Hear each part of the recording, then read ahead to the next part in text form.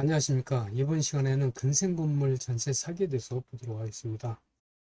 여기에서 근생건물이라고 하는 것은 주택이 아닌 겁니다. 즉 건축물 대장에 보시면 즉 사무실이나 공원이나 지원이나 뭐 등등등 이런 걸로 건축물 대장에 나와 있어요. 그런데 여기에 전세나 월세로 그 주거용으로 살고 있는 건물이 있습니다. 즉 여기에서 전세를 살면서 사기당하는 경우를 이야기하는 거죠. 물론 주택이 아닌 근생 건물에 살아도 문제되지는 않습니다. 이 모든 것이 다 주택임대차 보호법에 적용을 받습니다. 그래서 주임법이라고 하는 주택임대차 보호법에 적용을 받아요. 어느 건물에서나 살아도 이 주임법에 적용은 받죠. 불법이든 위법이든 무허가든 가건물이든 주거용으로만 살면 뭐 상가 건물이든 상관없이 주임법에 적용을 받습니다. 즉 주택이 아닌 이런 용도로 되어 있는 건물이 근생 건물이죠. 근생 건물도 두 가지 형태로 볼 수가 있습니다. 첫 번째, 한 건물의 소유자가 여러 명인 경우에요. 이런 경우에는 구분 소유권이 있다. 그죠? 구분 소유권이 있다라고. 두 번째는 한 건물의 소유자가 한 명인 경우입니다. 이거는 또 구분 소유권이 없는 경우죠. 그래서 이런 경우 계약의 형태를 보면 전세 계약을 맺을 때에 대상을 보면 소유자 한 명당 세입자가 한 명이에요. 이 말은 집주인이 책임져야 될 보증금이 한 명이라는 얘기입니다. 즉 여기서는 총 보증금에 대한 문제가 나오지는 않습니다. 총 보증금에 문제가 나오지는 않아요. 이 두 번째 건물 형태에서는 이제 한 건물 소유자가 한 명인데 세입자는 여러 명인 경우입니다. 전세 계약의 형태가 소유자는 한 명인데 세입자는 또 여러 명인 경우입니다. 이런 경우가 바로 소유자 한 명이 여러 명의 세입자의 보증금을 책임져야 돼요. 여기에서 총 보증금에 대한 문제가 나옵니다. 따라서 이번 시간에 주의해서 체크해야 될 부분이 이 선순위 세입자의 총 보증금에 대한 문제예요. 물론 앞선 권리자들에 대한 금액부터 다 파악을 해야 되겠죠. 은행에서 대출 있는 거, 그리고 기타 선수의 권리자들, 뭐 미납세금이라든가 여러 권리자들, 나보다 먼저인 선수인 세입자들의 권리도 마찬가지로 이렇게 파악을 해야 돼요. 이런 합계가 건물 매매가의 70 내지 80%를 넘지 않도록 해야지 안전하다는 겁니다. 이게 전세가율이죠. 즉 여기서는 깡통 건물을 주의하라 이런 말이 여기서 나옵니다. 70, 80%라고 하는 것은 경매가 일어났을 때에 한 번 정도 유찰되는 것을 감안하는 거죠. 유찰 시에 한 번 감액되는 게 서울 같은 경우에는 20%가 세제금액으로 감액됩니다. 그리고 인천이라든가 수원 같은 경우에는 30%가 한 번 정도 유찰된 거를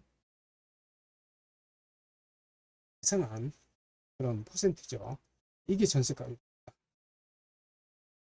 만약에 근생 건물인데 전입신고를 하는 조건으로 계약을 하는 건주가 있다면 계약하지 않는 게 좋습니다.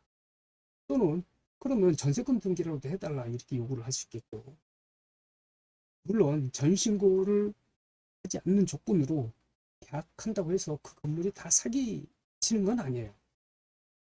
그런데 확실한 그 건물에 대한 확실한 검증이라든가 집주인의 자백에 대한 확실한 검증에 대해서 자신이 없으면 계약을 하지 말라는 겁니다. 위험성을 무릅쓰고 내 전세 보증금을 다 맡길 수는 없는 거죠. 근생 건물 전세 사기에서 논점입니다. 첫 번째는 건물의 형태입니다. 즉 선순위 보증금의 개념이 나오는 건물을 찾기 위해서 하는 건데요.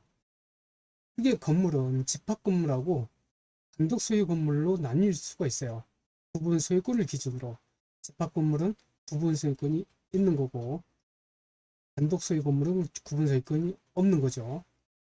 그리고 이 선순위 보증금의 개념은 이 단독 소유 건물에서만 나옵니다. 선순위 보증금의 개념은 단독 소유 건물에서만 나옵니다. 이런 건물의 형태에서 한번 살펴볼 거고, 두 번째는 근생 건물에 있어서 건축물 대장을 한번 어떻게 비교가 되는지 볼 겁니다. 세 번째 논점으로는 전세 사기에 8가지 유형이 있는데 그 8가지 유형에 대해서 이제 하나하나씩 좀 자세히 살펴보도록 하겠습니다. 첫 번째 논점의 건물의 유형입니다. 공동소유, 단독소유 구별하는 건데요. 우선은 이 집합 건물하고 단독 소유의 건물로 크게 구분을 할 수가 있습니다. 이거는 부분 소유권이 있느냐 없느냐로 구분이 가능한데, 예를 들어서 집합 건물 같은 경우에는 이렇게 건물이 하나가 있으면 이 건물 전체에 대해서 소유자들이 부분해서 소유자들이 다 있어요. 부분해서 소유자들이 있습니다. 원래는 민법에서 물권법에서 원칙이 하나가 있어요.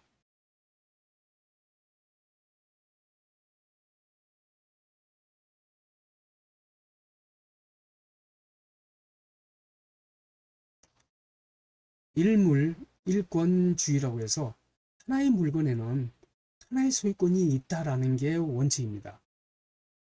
그런데 이거에 대한 예외로서 있는 게 이런 집합 건물인데, 대표적으로 아파트가 예를 들 수가 있어요. 대표적으로 아파트를 예를 들어서 있는데, 아파트 보시면 뭐 101동의 건물에 이런 호수마다 소유자들이 따로따로 있죠. 하나, 둘, 셋, 넷, 다섯, 여섯. 만약 602호가 있으면 602호만 구분해서 소유자가 있습니다. 그래서 구분 소유권이라고 부르죠.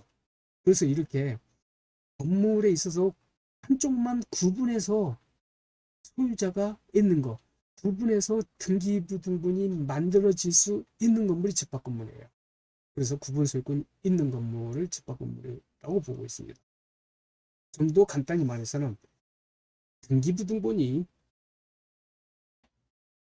한 건물에 있어서 여러 개 나오는 건물입니다. 이게 집합 건물입니다. 계약상 보면은 소유자는 여러 명이고 또 세입자도 각 세대 여러 명인데 각 세대에 각 주인의 한 명밖에 없다는 거죠. 그래서 여기서 신경 쓸 거는 대출밖에 없어요. 물론 미납세금이라든가 예를 들어서 총보증금에 대한 신경은 안 써도 된다는 얘기예요. 그런데 여기에 대비해서 단독 소유의 건물을 보면은 이 건물 소유자가 한 명이에요. 한 명. 인데 세입자는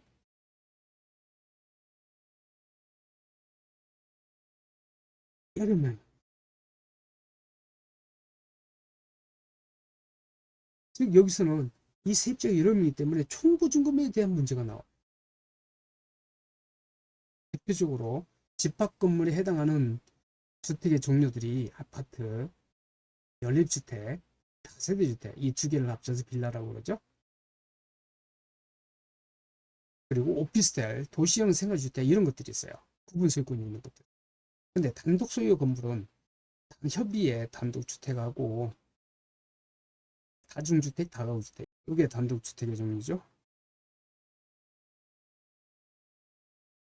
이 세 가지가 공동주택의 종류고, 그리고 상가주택, 그리고 원룸이 있는데 이 원룸에 건축물 대장을 떼보면 다중주택으로 되어 있는 경우도 있고 다가구주택으로 되어 있는 경우도 있어요. 이런 것들이 다 단독소유 건물이라는 얘기죠.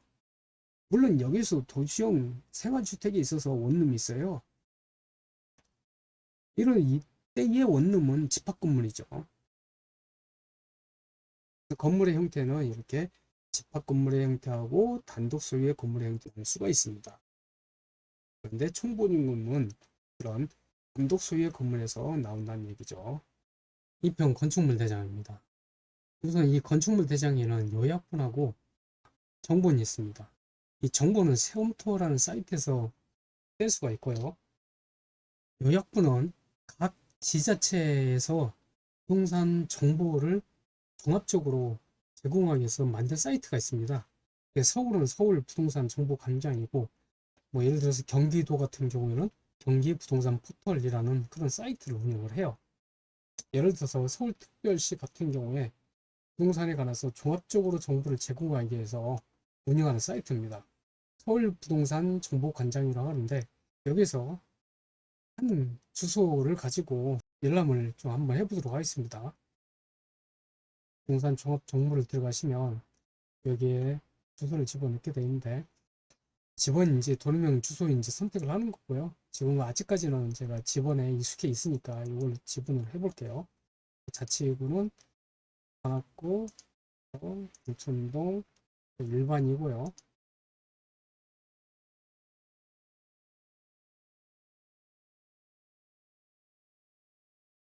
그래서 검색을 해보면 종합적으로 이렇게 볼 수가 있습니다. 토지, 건축물, 그리고 토지에 대해서 이 면적이랑, 그리고 건축물에 대해서 연면적이랑, 공시지가, 토지 이용 계획 등이 이렇게 볼 수가 있어요. 종합적으로. 그리고 세부적으로 보면 토지 정보, 이 건물을 깔고 있는 토지에 관해서 이렇게 건축물에 대한 정보라든가 토지 이용 계획, 개별 공시지가 나오죠. 주택 공시 가격도 나오고, 실제 거래된 내역이 있으면 실 거래 내역도 나고요. 위치에 관한 정보도 이렇게 볼 수가 있어요.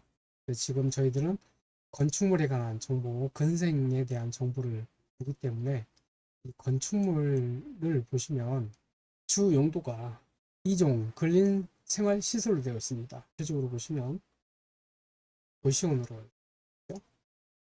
그런데 제가 이 건물에 대해서 월세를, 전세를 집어넣는 곳이에요. 원룸인데, 역세권에 있는 원룸인데요. 주거용으로 쓰고 있습니다. 현생 건물인데, 현생 건물인데 주거용으로 쓰고 있습니다. 종합적인 건축물 대장이 있어서 건생의 표시를 이렇게 하는 거고요. 이런 식으로 해서 이제 경기도도 한번 보시면요.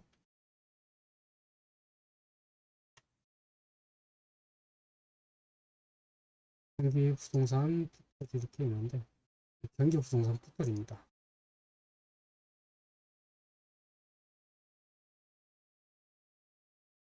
그러면 이렇게 경기도에도 부동산에 대한 정보를 제공하기 위해서 자체적으로 운영하는 것들이 있습니다. 즉, 각 지역마다 이렇게 부동산 정보, 종합 정보를 제공하는 사이트가 있어요. 그쪽에서 들어가서 정보를 살펴보시면 됩니다. 그리고 이번에는 정본인데요. 건축물 대장의 정보는 세움트에서 발급받습니다. 사이트 이름이죠.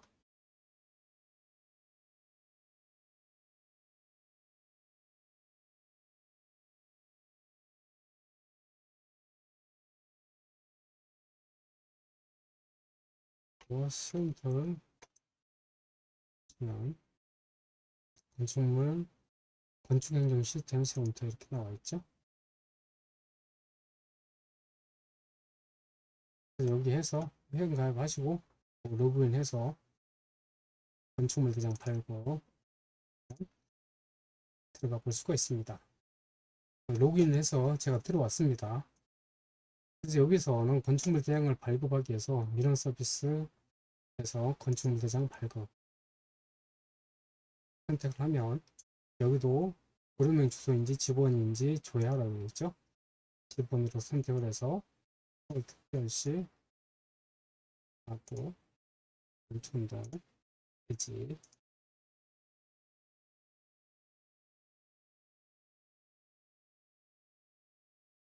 선택을 하시면 여기 한 건이 나와 있어요.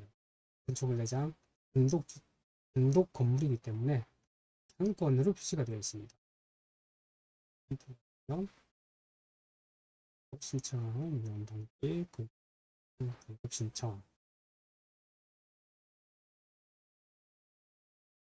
발급합니다. 열람합니다. 예, 선택을 하고 신청하기. 그래서 제가 이미 한번 떼본 상태라 발급이 나와 있어요. 보시면 이렇게 건축물 대장 정보이 나옵니다. 여기서 보시면 주 용도가 근린생활시설 이렇게 되어 있죠. 구체적으로 이 용도는 도시원으로 이 건축물 대장의 정보입니다. 세 장으로 되어 있죠. 이 페이지 이것도 일반 건축물이 됐다가 그리고 일반 건축물이 시정 완료해서 해제된 건축물입니다. 그런 내역들을 볼 수가 있죠. 페이지까지 건축물 대장이에요. 세 번째 논점 전세사기의 8가지 유형인데요. 이렇게 전세사기는 8가지가 나와 있습니다. 그 중에 있어서 1번 총보증금에 대한 미확인은 특별한 경우죠. 모든 건물에서 나올 수 있는 전세사기 유형이 아니라 이제 단독 소유의 건물에서만 건물에서만 나오는 유형이죠. 8가지에 대해서 순서대로 살펴보도록 하겠습니다. 첫 번째, 선순위 총보증금 미확인으로 인한 전세사기입니다. 이런 경우에는 다세대 주택 등 집주인은 한 명인데 세입자는 여러 명인 부분 소유권이 없는 모든 건물에서 나올 수 있는 전세사기 유형입니다. 그래서 여기와 관련해서 너무나 많은 전세 사기가 나오기 때문에 이번에 법이 개정이 됐어요. 그 이전에는 선수의 보증금을 확인하는 데 있어서 정확한 확인을 하기가 불가능했습니다. 집주인의 의무적인 말에 의존할 수밖에 없었어요. 그래서 불확실한 정보 가지고 계약을 하기 때문에 전세 사고가 발생하고 전세 사기가 발생하는 거죠. 그래서 법을 개정을 했는데 이 개정을 해서 세 단계의 안전장치를 해놨어요. 우선 임대인한테는 이런 정보를 정확히 제공하다라는 의무를 부과를 했어요. 의무로. 그전에는 의무가 아니었어요. 두 번째는 임차인한테도 즉 계약을 체결하려는 임차인한테도 이 선수의 보증금을 확인할 수 있는 권한을 줬습니다. 세 번째는 중개업자한테도 임차인한테 이런 권리가 있다는 것을 고지를 할 의무를 부과를 했습니다. 그래서 이제는 선순위 총보증금 미확인으로 인해서 사고가 발생하는 경우는 아마 획기적으로 줄어들 거라고 보고 있습니다. 첫 번째, 임대인입니다. 임대인은 기존에 종전에는 의무였는데 지금은 개정을 해서 이 의무로 개정을 했습니다. 임대인은 계약을 체결할 때에 납세증명서와 특정일자 부여일 차임 보증금, 이게 선순위 보증금에 관한 이야기죠. 이런 정보를 제공하거나 정보 열람에 동의를 해야 됩니다.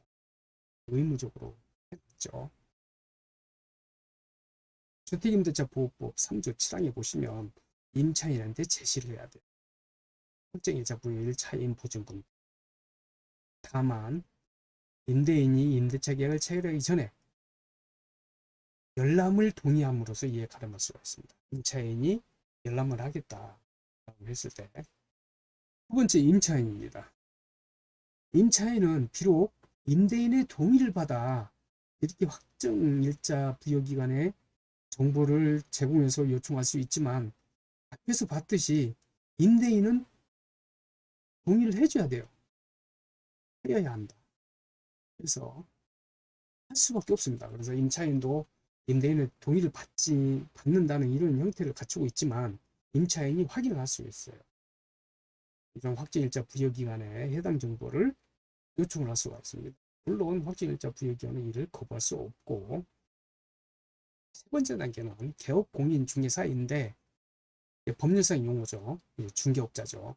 이런 중개업자는 중개의뢰인에게 이외의 개정사항을 정보 제공, 열람 신청을 할 수 있다는 사항을 의무적으로 설명해야 됩니다. 공인중개사법을 신설을 해서 이런 의무를 부과하죠. 그래서 임차 보증금에 관해서는 3단계로 안전장치를 해놨습니다. 두 번째는 세금 체납입니다. 이건 세금 체납으로 인해서는 미납 세금과 관련된 건데요. 이미 압류 처분하기 전까지는 등기부에 표시가 안 됩니다. 알 수가 없어요. 그리고 또 압류 처분을 하더라도 금액이 표시가 안 돼 있습니다. 그래서 등기부등본을 계약을 하려고 할 때 등기부등본을 살펴보는데 압류가 되어 있어요. 국세청에서. 국세청에 전화를 하더라도 금액을 안 알려줍니다. 개인정보라고 해서. 물론 이때 집주인은 나 세금 미납세금 얼마 안 돼, 몇만 원밖에 안 되는데도 이거 너무하네 하면서 엄살을 부리죠. 근데 알고 보니까 몇십억이 되어 있어요. 그래서 전세 사기가 많이 발생을 해서 국가에서 또한 이걸 개정을 했습니다. 개정을 해서 안전장치를 만들었는데 이것도 3단계의 안전장치를 만들어 놨어요.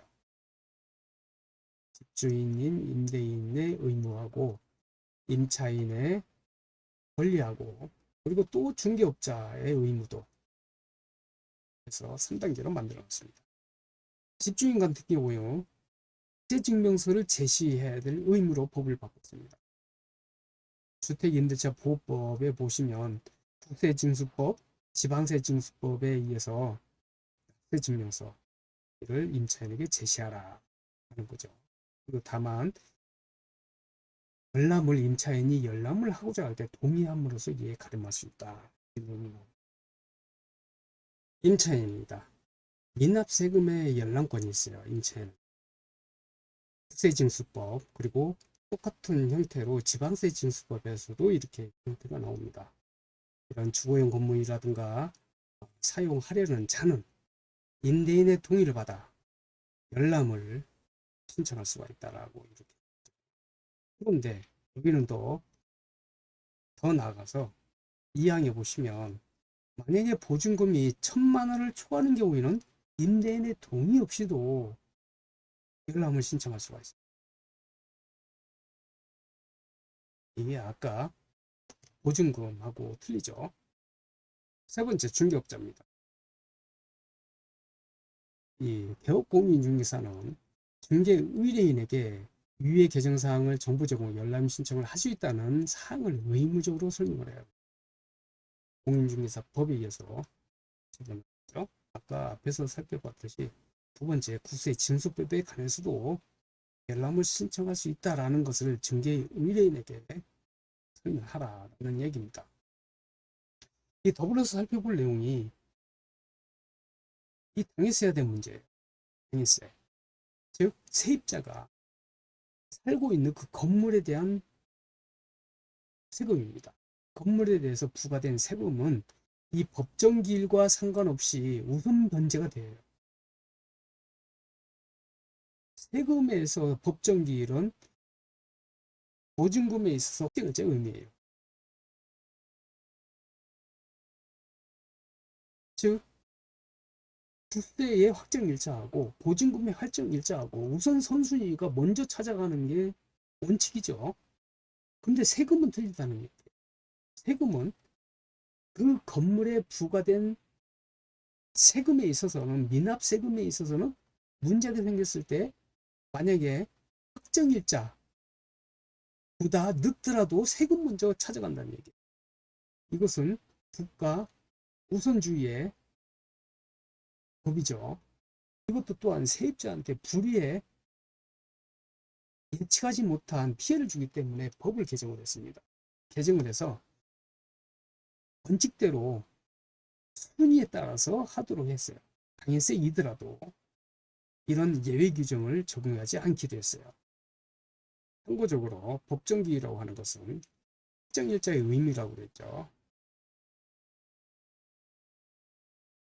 그 날짜를 어떻게 선택을 하느냐, 그 날짜를 어떻게 정하느냐라는 건데, 뭐 신고일 이런 경우, 또 두 번째는 뭐 납부고지서 발송일 이런 것들이 날짜입니다. 일자입니다. 참고적으로 또한 경매시 배당 순위를 보시면 1순위, 2순위는 금액이 별로 안 돼요. 그래서 큰 의미가 없고 이제 3순위부터 큰 금액이 나가는데 여기와 관련해서는 한번 보시면은 이 당일세가 이 대항력 확정일자 있는 임차인보다 우선순위죠. 이게 법. 근데 법을 개정을 해서 이제 여기에 관계된 문제는 임차인의 보증금하고의 관계는 순위에 따라서 하겠다라는 겁니다. 순위에 따라. 이것만 예로 들었죠. 사회적인 문제가 되니까 많이 되니까 전세보증. 세 번째 논점인 대출에 대한 문제입니다.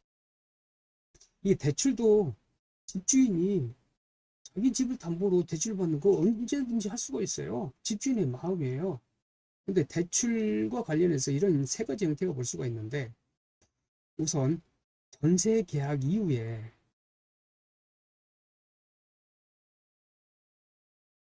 대출을 받는 경우가 있어요. 이거는 집주인의 마음이죠. 사유재산 가지고 마음대로 한다는 건데 아무 상관이 없어요. 왜?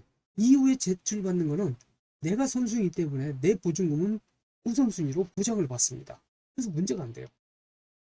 그리고 전세 계약을 체결하려고 할 때에 당시에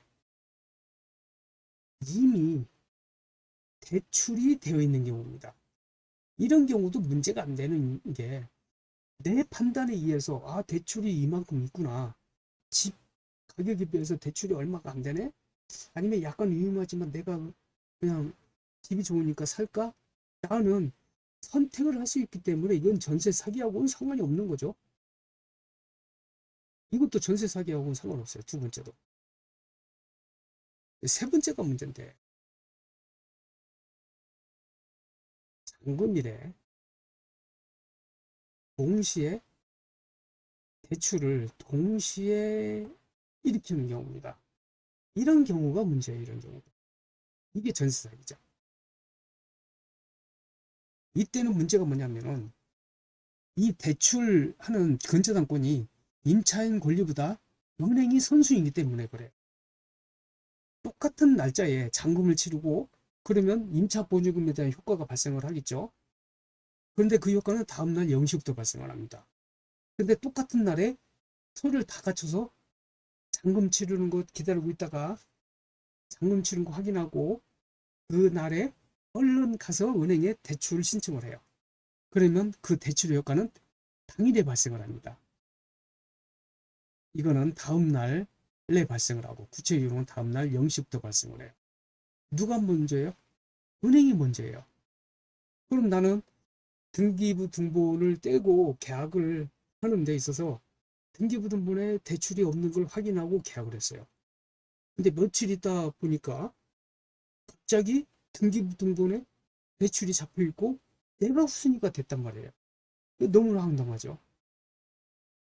이 근거는 대항력의 이길 규정 때문에 그래요. 임대차보호법 제3조에 보시면은 주택의 인도, 즉 이삿짐 옮기는 거죠. 잔금 치료하지 이삿짐 옮기죠. 주택의 인도와 주민등록, 즉 전입신고를 마친 때에 대항력이 발생을 하는데 언제부터? 그 다음 날부터입니다. 구체적으로는 다음 날 0시부터 맞습니다. 근데 은행 대출 같은 경우는 등기부에 기재되는 그런 사항에 있어서는 등기 시청의 접수 시기 및 등기 효력 발생 시기라고 해서 부동산 등기법 1조에 나와 있습니다. 등기를 마칠 때에는 접수한 때에 효력이 발생을 합니다. 즉 당일부터 효력이 발생을 합니다. 즉 똑같은 날에 서류를 집어넣으면 은행이 먼저 선수가 된다는 거예요. 대항력은 다음 날부터 발생을 합니다.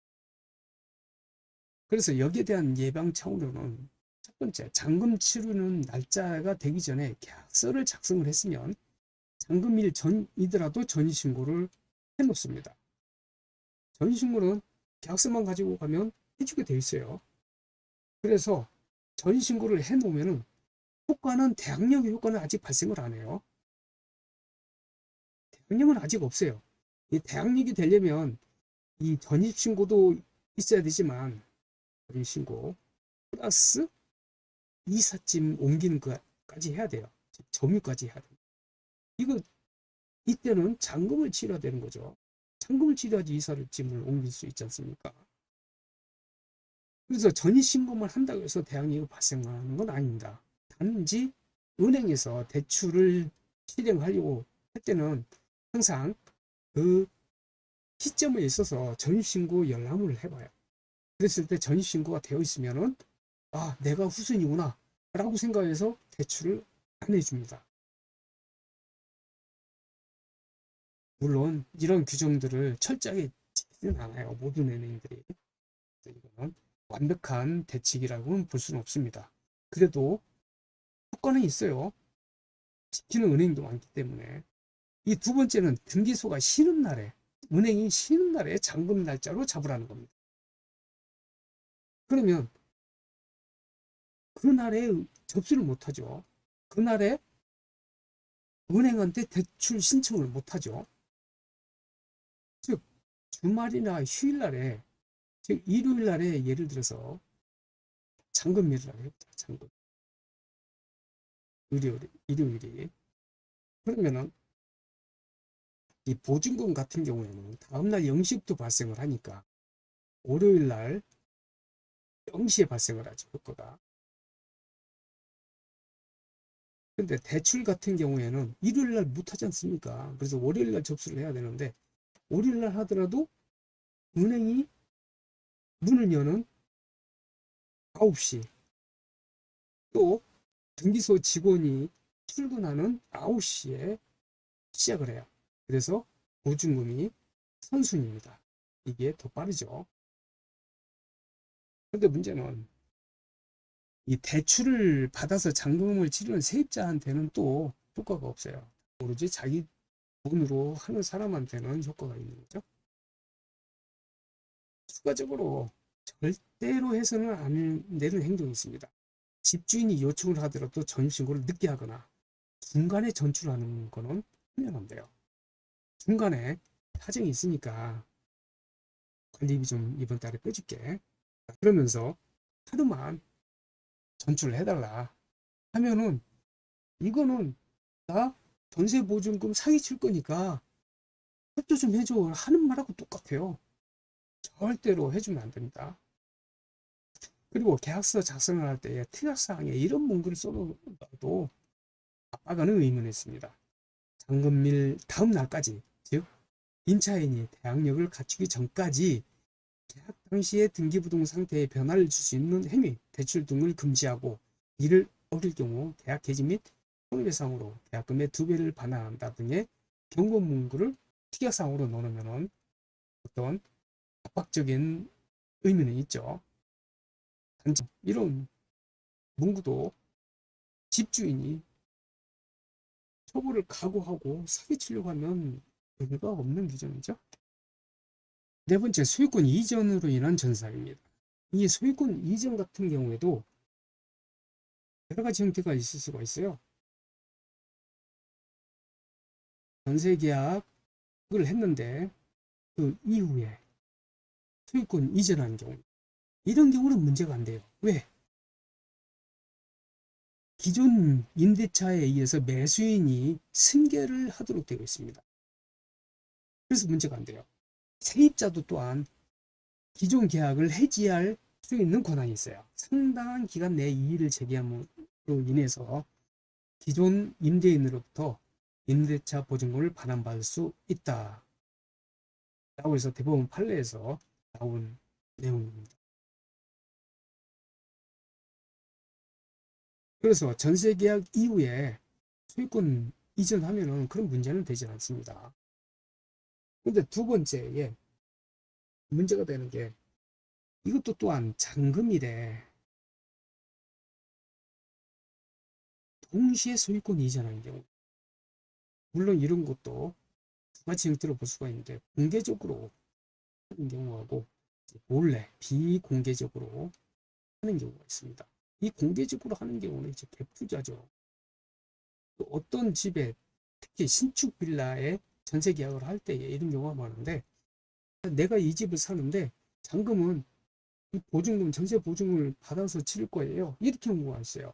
즉,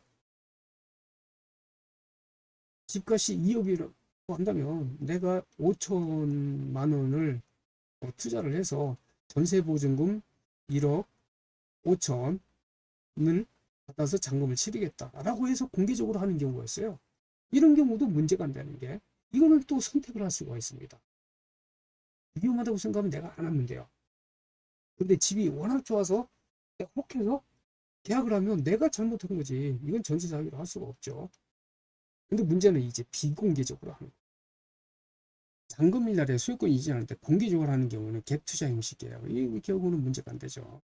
단지 주의할 게, 매매가격의 70, 80%가 넘지 않도록 전세가율을 살펴보라라는 거고, 매수인의 자력 여부도 살펴보고, 그리고 계약서는 물론 매수인이 승계를 해요. 전 매도자, 즉 전 집주인하고도 계약서를 작성을 했으면 이 매수인이 승계를 할 규정이 있습니다. 그런데 따로따로 계약서를 작성해 놓으면 좀 더 확실하겠죠. 그리고 세 번째 문제가 되는 게 이 경우인데, 몰래 진행하는 경우예요. 잔금일 날에 모든 서류를 다 갖추고 있다가 몰래 접수를 시켜요. 잔금을 받고 나서 몰래 소유권 이전을 접수시킵니다. 그러면 이것도 대출처럼 문제가 되는 게, 임차인의 권리보다 소유권 이전의 효과가 선순위예요. 물론 여기에서 설명이 되어 있는데, 전세입자는 무권리자, 전소유자, 무권리자인 사람하고 전세계약을 맺은 거예요. 그래서 갑에서 을로 소유권이 넘어갔으면 내가 이 사람하고 전세계약을 맺어요. 병이라는 세입자가. 근데 이미 소유권이 넘어가 버렸어요. 동시에 했으면 똑같이 이 전세보증금의 대항력이 이길 규정 때문에 후순입니다. 소유권 이전이 선순위라는 얘기예요. 그래서 나는 이 전주인하고 계약을 맺는 경우가 됐어요. 그래서 이 사람이, 매수자가 나중에 당신 누구야? 나 집을 샀는데 당신 누구야? 빨리 방 빼 하면 빼야 돼요. 왜? 나는 이 사람하고 계약을 한 것이 아니기 때문에. 그래서 일본처럼 이 전세권자는 무권리자하고 전세 계약을 한 것이 되기 때문에 매수자의 을이 집을 비워달라고 하면 전세 보증금을 못 받고 비워줘야 됩니다. 그래서 요전에 뉴스에서 허구에서 이런 문제가 생기는 경우가 있어요. 이런 경우에 지급을 거절했습니다. 당신이 올바른 소유자하고 계약을 맺어야 되는데 엉뚱한 사람하고 계약을 체결했다 해서 지급을 거절했어요. 근데 이게 사회적인 논의가 있었습니다. 이슈가 된 적이 있어요. 이 세입자는 법률상 무지한 사람인데 이걸 어떻게 대항할 수가 있느냐.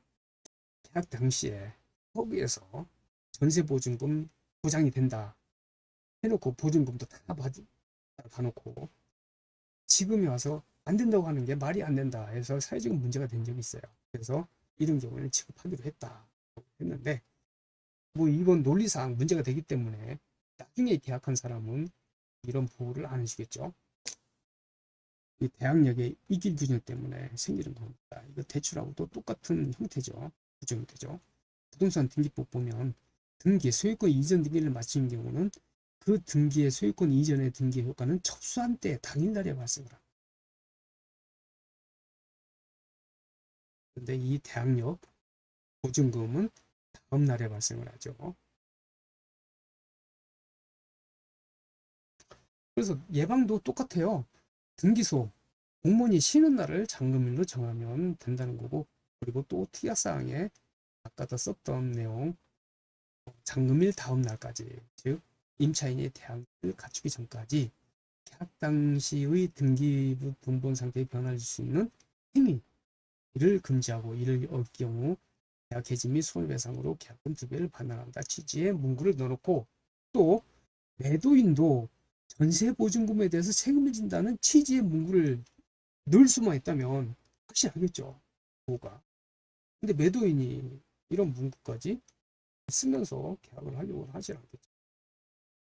이건 뭐 예시를 해놨는데요. 만약에 토요일 날에 잔금일을 잡았으면 전세입자는 일요일에 영시부터 효과가 발생을 하죠. 그리고 매수자일은 월요일 날 9시, 즉 토요일도 요새는 은행도 쉬고 공무원도 쉬지 않습니까? 또 일요일 날로 잔금일을 해놨으면 전세입자는 월요일 날 0시, 매수자일은 월요일 날 9시에서 전세권자가 빠르죠. 다섯 번째로 신탁등기입니다. 이 신탁등기에서는 무권리자와 계약하는 문제가 있어요. 신탁을 하게 되면 소유자가, 집주인이 소유자가 합니다. 신탁등기를 이전받은 회사가 소유자이기 때문에 집주인하고 계약하면 무권리자입니다. 그리고 대출이 숨어있는 문제가 있어요. 일반 대출, 은행 대출은 일부에 나와 있지만, 일부에 보면 나와 있지만, 만약에 신탁으로, 담보 신탁으로 대출받은 게 있으면 숨겨져 있습니다.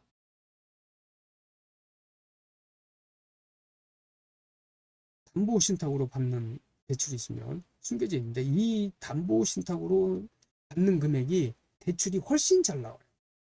대출 금액이 많이 나옵니다. 내용을 보죠. 우선 집주인이 위탁자이고 신탁회사가 수탁자입니다. 그래서 소유권은 신탁회사에 있어요. 지금 보시는 것처럼 등기부등본을 떼보면 갑군안인데요. 이 갑군안에 소유권 이전이 되어 있고, 그리고 수탁자에서 코리아 신탁 주식회사가 있습니다. 이런 경우가 신탁 등기가 이루어지는 경우. 이런 경우에는 대출 같은 거 조심하라는, 이걸 하려면 신탁 원본을 떼봐야 돼요. 이런 신탁 원본은 인터넷 등기소에서는 발급이 안 되고 등기소에 직접 가서 떼야 됩니다. 이 부분이 귀찮기 때문에 또 모르는 경우도 있지만, 대부분은 귀찮아서 옛날에 뭐 지금까지 괜찮았는데 안전한데 뭐 하면서 계약을 하는 경우가 있어요. 그래서 사고가 나는 거죠. 직접 가서 떼어서 내부의 내용을 살펴봐야 돼요. 대출이 얼마나 있는지. 두 번째는 임대차 권한이, 임대차 권한을 집주인한테 위임하는 경우도 있어요. 그래서 임대차 권한이 누구한테 있는지 이런 것들을 살펴봐요. 신탁원부를 떼서. 신탁등기는 집주인 위탁자고 신탁회사가 수탁자이고 소유권은 신탁회사에 있어요. 그래서 임대차 권한도 신탁회사에 있습니다. 신탁원부에 위임장으로 가능하도록 위임하는 경우도 있어요. 그 내용을 한번 살펴보는 건데, 만약에 위임장 없는 집주인하고 전월세 계약을 체결하는 경우는 무효인 계약이에요. 그래서 이 자체는 불법점입니다. 거기서 살고 있으면. 그래서 신탁회사가 퇴거를 요구하면 쫓겨나야 돼요. 보증은 못 돌려받고. 이거 문제고, 두 번째, 대출 여부도 할 수가 없어요. 일반 대출은 등기부등본에 표시되지만 신탁등기로 받은 대출은 등기부등본에 표시가 되지 않습니다. 등기소에 직접 와서 신탁 원본을 떼봐야 되고, 대부분 신탁은 담보 신탁인데, 이런 담보 신탁을 하는 이유는 자금 조달하기 위해서, 즉 대출을 더 많이 받을 수 있기 때문에 하는 거예요. 일반 대출 같은 경우는 소액 임차인의 방빼기를 하는데, 여기는 방빼기를 하는 거예요. 그래서 대출이 더 많이 나옵니다. 2019년도에 떨어져갈 때가 있었습니다. 이런 신탁 등기로. 내용을 한번 보죠. 이런 기사 내용에서 꽤 많은 학생들이 큰일 난 때가 있었습니다. 원룸 전세 보증금을 받아야 신혼축구하는데 붙었을 텐데 돌려받을 길이 안 보여 결혼까지 연기했습니다. 이 근생 건물은 67개의 원룸이 있는데,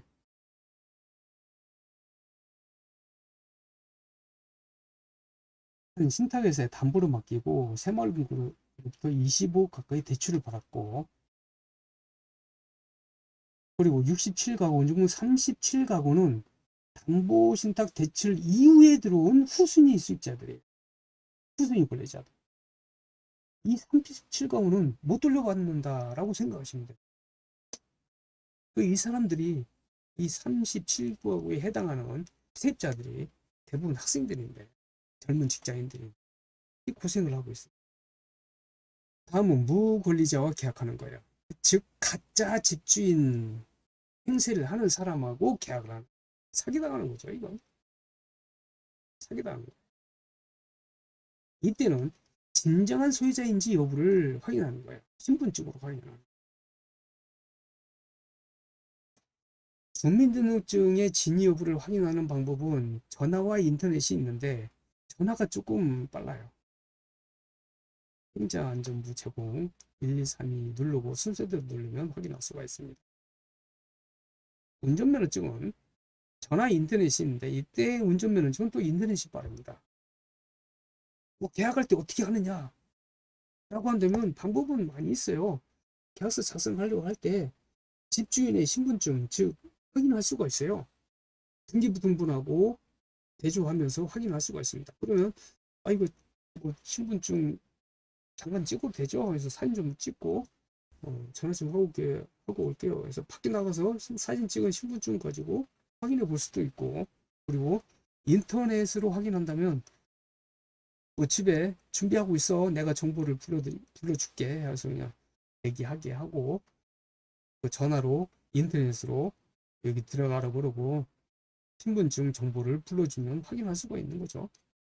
방법은 많죠. 7번째로 갭 투자로 인한 전세입니다. 이 갭 투자하는 사람하고 전세 계약을 하는 게 위험하죠. 무자립자가 많을 확률이 높습니다. 무갭 투자해서 빌라의 신이라고 하는 3,493채의 빌라를 가지고 있어요. 한번 생각해 보세요.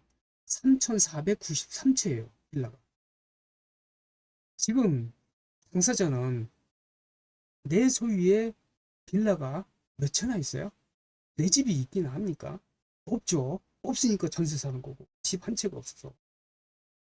한 채가 있으면 안정된 생활을 할 수가 있죠. 두 채가 있으면 부자예요. 그런데 몇 채예요? 3,493채입니다. 이거는 매매가 2억으로 보더라도 6,986억이 필요합니다. 이거 삼성 이재용 씨도 이렇게 못할 거예요. 그렇죠? 근데 이게 가능한 게, 근데 이게 가능해요. 왜? 투자했기 때문에. 내 돈 한 푼도 안 들이고 매매가가 2억이라고 한다면, 매가가 2억이라고 한다면 전세가도 2억으로 하면 돼요. 그럼 내 돈 한 푼도 안 들이고 할 수가 있죠. 근데 만약에 신축의 경우가 문제가 생깁니다. 물론 이것도 문제가 생겨요. 근데 신축의 경우가 더 문제가 생기는 게, 신축의 경우는 매매가가 내부적인 매매가가 2억이라 한다면 전세가는 2억 5천 할 수도 있어요. 그럼 여기에서 자기 돈 한 푼도 안 들이고 5천만 원을 더 이득을 챙기는 거예요. 빌라 500채 화곡동 세모년 사건이 최초로 문제가 되기 시작했었죠.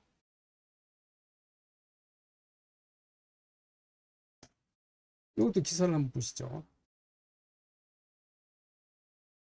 이것도 인터넷에 갭 투자로 500여 채 매입, 수도권 일대에서 빌라 500여채를 사들인 뒤 세입자들에게 주택 전세 보증금을 돌려주지 않은 혐의로 경찰 수사를 받은 세무녀가 검찰에 넘겨졌다. 이런 내용이 나옵니다. 그리고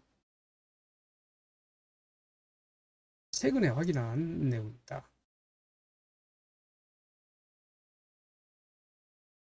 보시죠. 이때는 전세 사기를 당하는 세입자는 시세를 잘 모르는 경우에 나옵니다.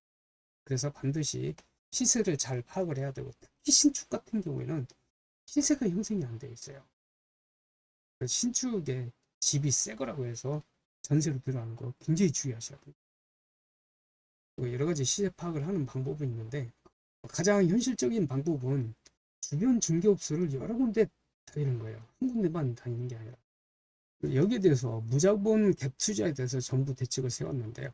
우선 보증보험에 가입하는 것에 대해서 관여를 했어요. 과거에는 100%여도 서구에서 보증보험을 가입을 해줬습니다. 그런데 90% 이하로 변경을 했어요. 즉 이 말은 뭐냐면 주택가격이 1억인 경우 전세보증금 9,500만 원은 가입이 불가해요. 9천만 원까지만 가입이 가능합니다. 즉 10%인 1천만 원 정도는 투자를 해라. 한 푼도 들이지 않고 갭 투자하는 경우는 허용하지 않겠다라는 그런 취지입니다. 이러한 피해인 경우 전세보증금 반환을 이용한 보증보험을 이용한 사기 피해인 경우 물론 허그가 피해를 입죠. 이거는 결국은 나라 국간이 피게 되고 이거는 곧 일반 국민한테 돌아오죠. 그리고 세입자가 피해가 있는 경우도 있습니다. 만약에 보증보험 약관을 따르지 않는 경우 허구에서 보상을 안 해줍니다. 또 설령 받더라도 시기가 지체되어서 결국 세입자도 피해를 입는 경우에 해당합니다. 마지막 8번째로 중개업소가 월세를 전세로 속이는 거예요. 즉, 이 경우에는 수익형 부동산인 오피스텔의 경우에 많이 발생을 하는데 이 오피스텔 같은 경우는 수익형 부동산의 대표적인 경우죠. 대부분 수익형이니까 월세죠. 그래서 오피스텔이 이렇게 있으면 1층에 중개업소가 있는 경우가 많습니다. 중개업소. 그래서 이 위에 있는 이런 데에 집주인들은 이 중개업소한테 대리권을 주고 대신 체결해라 하는 경우가 많아요. 특히 또 외국으로 한참 유학을 가든가 이민을 좀 간 경우 같은 경우에는 중개업소한테 월세 대리권을 주고 하는 경우가 있습니다. 그러면은 중개업소가 월세를 받으면 괜찮은데 전세 계약을 해버려요. 전세 계약. 그리고 보증금을 챙기고 그리고 집주인한테 월세 계약을 했다고 해서 당분간 월세를 붙여주고 그리고 또 나중에 돌려주면 문제가 안 되는데 이 전세 계약을 해서 이 보증금을 가지고 딴 사업을 하다가 말아먹어요. 그럼 못 돌려주죠. 이게 바로 사고죠. 전사고. 중개업소가 대리권을 가지고 세입자와는 전세계약, 집주인에게는 월세계약 체결한 것처럼 하고 전세보증금을 편취하는 경우입니다. 그래서 집주인과 커뮤니케이션, 집주인하고 연락, 집주인하고 세입자가 계약 체결하기 전에 도장을 딱 찍기 전에 통화를 한번 하고 싶다 하는데 통화가 안 되는 경우는 하지 말라는 거예요. 그리고 또 위임장의 내용을 세심히 살펴봐야 됩니다. 대부분 위임장에는 임대차 계약에 대한 위임장으로 표현을 하는 경우가 많아요. 임대차 계약이라고 하는 것은 전세도 포함되는 개념이에요. 전세도 월세도. 이게 이 포괄적인 개념이 임대차죠. 그런데 이 세심한 집주인은 월세에 대한 임대차로 써놓는 경우도 있습니다. 그래서 위임장을 자세히 보면은 만약에 월세에 대한 임대차로 위임장이 써 있다면 전세 계약을 하면 안 되죠. 효과 없는 계약이죠, 전세 계약. 그래서 나중에 집주인한테 책임을 묻기도 어려워요. 이런 경우에는. 그리고 인감증명서도 또한 본인이 직접 발급받은 것을 믿으라는 겁니다. 인감증명서를 대리로 받을 수도 있어요. 그런데 이 인감증명서가 항상 최근에 발행한 것만 유효한 게 아니에요. 전월세 시에는. 이 인감증명서에 대해서 유효기한이 3개월이라는 말이 있어요. 이 경우에는 매매계약을 부동산 매매계약을 할 때는 최근 것만 효과가 있고 전월세 계약할 때는 기간에 대한 제한이 없습니다. 그래서 집주인이 중개업소한테 위임을 할 때에 그때 떼주면 돼요. 직접. 어차피 유임장으로 줄 때 인감증명서 떼어서 같이 주면 되지 않습니까? 근데 굳이 유임장은 주는데 인감증명서는 안 주고 대리로 떼라 이렇게 할 이유는 그렇게 확률은 그렇게 많지는 않죠. 그래서 본인이 직접 발급받은 인감증명서만 믿고 대리인이 발급받은 것은 의심을 좀 해보라라는 겁니다. 왜? 전세보증금이 금액이 크잖아요. 내 모든 전 재산인데 조심해야 되지 않습니까? 그리고 집주인하고 직접 통화가 필요하고요. 또 가장 중요한 내용이 있습니다. 잔금이라든가 계약금 이런 것들을 등기부상 소유자 명의의 통장으로 입금을 해야 됩니다. 관계업자한테 위임을 했더라도 이건 계약서만 작성을 해라라는 계약서 작성에 대한 위임이지 돈까지 받으라는 위임은 아니에요.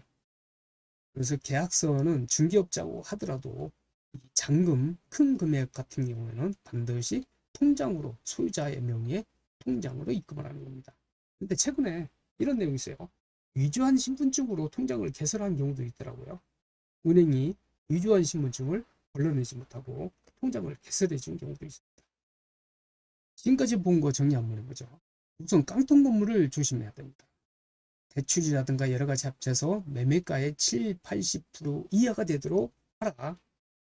전세가율을. 그리고 계약서를 쓰고 나서 잔금일 전에 전입신고를 하고 등기소가 쉬는 날에 잔금일로 정하고 특약 사항에 이런 내용의 특약서를 써라. 잔금일 다음 날, 즉 임차인이 대항력을 갖추기 전까지 계약 당시에 등기부동 상태에 변화를 줄 수 있는 행위를 금한다라는 내용하고 소유권 이전 같은 경우 즉 매도인도 전세보증금에 대해서 책임을 진다라는 문구까지 집어넣으면 필요한 거죠. 그리고 다섯 번째 신축 빌라의 전세는 좀 피하고 2조 시분지인지 여부도 의심스러우면 이것도 주의하시고 대부분 신분증까지 2조가 됐는지 여부까지는 안 하죠. 뭔가 계약을 하는데 그 과정에 있어서 뭔가 조금 찝찝하다라든가 뭔가 이상한 행동이 들어온다라고 한다면 확실하게 하고 넘어가야 되겠죠. 그리고 등기부등본은 최소 4번 이상을 확인합니다. 건물을 알아볼 때, 계약일 때, 계약 후하고도 잔금일 전 그리고 잔금일에 그리고 전세보증금, 반환보증금에 가입하는 게 확실하죠. 8번째가 이런 경우에는 의심해봐야 됩니다. 월세 받는 수익형 부동산에 전세를 넣는 경우 부동산 중개업소가 위임을 받아서 위임장을 가지고 전세 계약을 하는 경우 월세 계약은 상관없어요. 월세 계약은 보증금이 1000, 2000이기 때문에 1000, 2000 같은 경우는 최우선 변제로도 받을 수 있고 그렇게 큰 타격이 없죠. 그리고 뜬금없이 이사비 지원이라든가 전세자금 대출 이자 지원이라든가 이런 것들을 해주면서 전세를 계약을 하려고 하는 경우가 있어요. 왜 해줘요 이런 것들을? 조금만 이익이 된다고 해서 넘어가시면 안 됩니다. 그리고 네 번째 집주인이 연락이 안 되고 대리만 나와서 대리 계약을 하는 경우 이것도 하시면 안 됩니다. 집주인하고는 반드시 연락을 취해봐야 돼요. 그리고 집주인이라고 해서 짜고 연락을 하면 집주인 얼굴도 못 보니까 그것도 문제죠. 이러저래 전세 계약은 참 문제입니다. 제 결론은 이 사기꾼이 작심하고 하려면 사기를 당할 수밖에 없어요. 그래서 한번 전세 보증금으로 고생해 보신 분은 위험한 전세는 살지 않습니다. 네, 여기까지 해서 인생으로 인한 전세 사기에 대해서 살펴봤습니다. 다음 시간에 또 다른 내용으로 뵙도록 하겠습니다. 고맙습니다.